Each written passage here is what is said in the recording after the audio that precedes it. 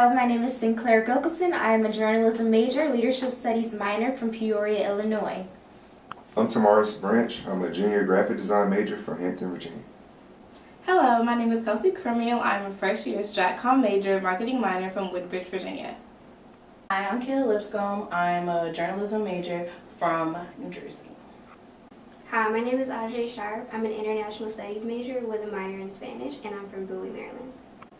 Hi, my name is Ariana Harriet. I am a journalism major from Newport News, Virginia. Have you ever sat back and thought of all the problems facing our world? From global warming to pollution, you may think that no matter what you do, it's never enough. Well, what if we told you that not only can you help discover solutions and research to help the world, you can also do it in day-to-day activities. Now, as college students, we all know that we don't have a lot of time in our day. And if we're not studying or eating or going out, then we're asleep. If you're an undergrad student and seeking to help change the world, being a citizen scientist is the thing for you. A citizen scientist is a volunteer who basically helps further research. Now, there are many ways you can become a citizen scientist. Some require just 1 minute of your time, but if you want to become more active, there's also many ways. So why is becoming a citizen scientist ideal? Well, to begin, you are the researcher and not the test subject, so you don't have to worry about giving away one of your body parts. Secondly, it is put together by a science researcher, so you really don't have to do much work, which is very ideal for a college student. And lastly, research is conducted within a large group, so you're not in this alone. Even though citizen scientists have been around for many years, starting with Charles Darwin and other scientists, it is really just now becoming popular due to technology. With all the technology we have with internet, phones, and other things, we are able to accomplish a mass load of research in just a short amount of time. Now, every college student excuse is, I just don't have no time on my hands. Well, that is not an excuse anymore. Let's go ahead and take a look at the ways you can become a citizen scientist with only taking a few minutes out of your day. Citizen scientists have many advantages. Having data from so many people helps create faster research and more accurate details. For example, in the first 6 months, Galaxy Zoo provided the same number of classifications as would a graduate student working around the clock for 3.5 years. Also, unlike traditional education programs, citizen scientists get to interact, and they're not only learning but also contributing to science. The simplest thing you can do as a citizen scientist is donating some of your funds to your favorite organization dealing with research. Some foundations in which you donate actually give you updates so you know exactly what your money is being used for. Donating takes no time, but let's be honest, as an undergrad student, I'm pretty sure you don't have money just lying around to donate. So while that is an easy way to volunteer, let's take something more practical. As a college student, we are always on our laptops doing a paper or doing Blackboard assignments due at 11:59. So while you're doing those assignments, you can help change the world by simply downloading a software from Citizen Scientist Projects, and it literally does all the work for you by using a computer database to locate all the information needed. There are games like Candy Crush and Trivia Crack, which always seem to consume our time. But now, there is a way to become a citizen scientist by just playing games. Citizen Science is an online flash-based computer adventure game in which the player who has become concerned about the health of a local lake threatened by eutrophication. This game is based on Lake Mendota in Madison, Wisconsin, and the player's goal is to restore the lake. By focusing on ecological needs of Lake Mendota as well as the surrounding community, the game is able to bring together real-world issues and scientific practices. As a college undergrad student or any student, we always have our phones glued to our hands, constantly checking Twitter, Instagram, Facebook, and Snapchat. Now, with certain apps, you are able to download the app while being a citizen scientist, just by simply downloading the app. One app is interesting, it's called MPing, and it basically records the weather with the user's help. Using MPing, participants select the precipitation type observed. The app focuses on the winter precipitation, including rain, drizzle, freezing drizzle, snow, ice pellets, and rain. It also asks users to make observations at times when the precipitation has stopped. One app is called Cosmic Software, in which you download the app and your phone automatically turns into a cosmic vary detector. I mean, how cool is that? You simply don't have to put in much effort into it at all. All you gotta do is download the app and you're automatically providing research to scientists. So don't worry, you can still be on your phone tweeting away while the app is running. Now for the undergrad student who have a little bit more time on their hands, now you have the chance to get your hands a little dirty.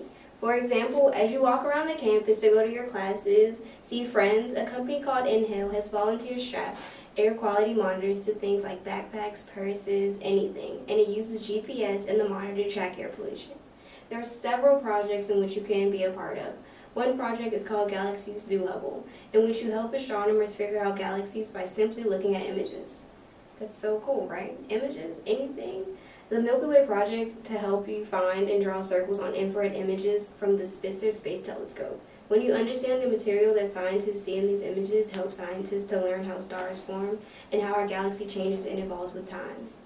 So I'm sure the real question you are asking is, how exactly does being a citizen scientist benefit me? Well, first, most citizen science research projects actually give you recognition. And instead of actually playing random games, you are actually playing a game and downloading apps for a real meaningful purpose.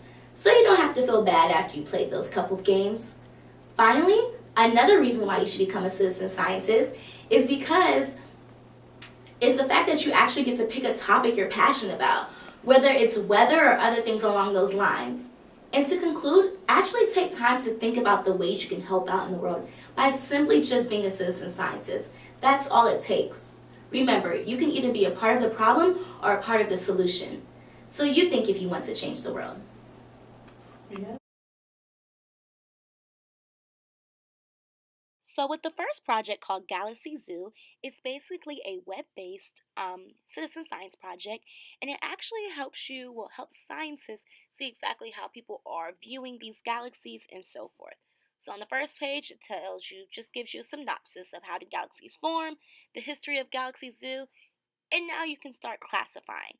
So when you first classify, it asks you, is it smooth or is it any other things? And you're simply just clicking to say what it is. And then if you would like to discuss, it brings you to a web page which you can discuss what you've seen. Then they give you other ways to look at different other galaxies. And so right here you see 2 galaxies which you can show, and you're basically just submitting your information based on these images. And it asks you a series of questions like these, and you simply just answer them, go back and forth, see what you actually see. Now don't forget, many people are doing this, so it's not just your eyes that are being seen. So don't worry if you make a simple mistake. Other ideas are being inputted as well. So as you can see, they're asking other questions. Is it round? Is it have a regular shape? And so forth.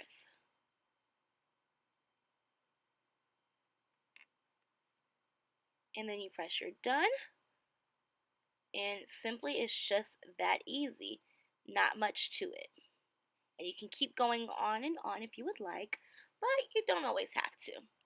So then we're going to go to their blog. And basically with the blog, you can discuss all the information that you see. So on this blog, people are screenshotting what they see and typing, just inputting their ideas, just like a regular scientist would. So you basically become your own amateur scientist. And that's the cool thing about this. You are who you are.